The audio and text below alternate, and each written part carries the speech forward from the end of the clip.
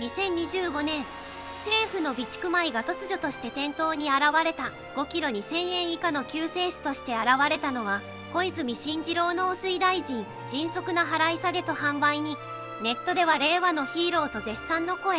しかしその裏でひっそりと外された検査ルール、カビ毒検査。なんと任意にスピードの陰で削られた安全確認。日本人はこういう時静かに黙って食べるのだろうか。ホワイトハウスではそうもいかないらしい。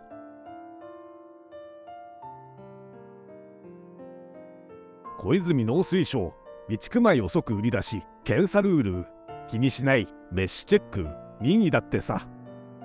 つまり、食って応援から食って自己責任へ。国家が炊いたお米が運任せってのは新しいな。英雄扱い。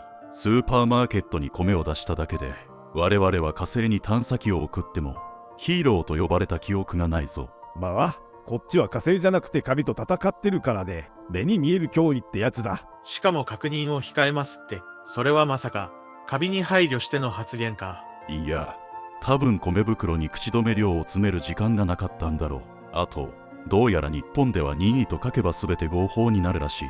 次は任意で消費税も払わない時代が来るかもしれん。任意の国民、任意の検査、任意の真実。いいね。デモクラシーの最定義か。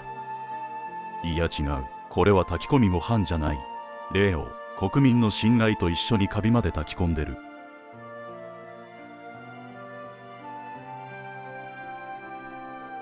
ルールを緩めてヒーローになれるならカビも洗うだろうさ。だが国家ってのは信頼を一粒ずつ積み上げて炊くものだ。焦げるのはいつも最後だ。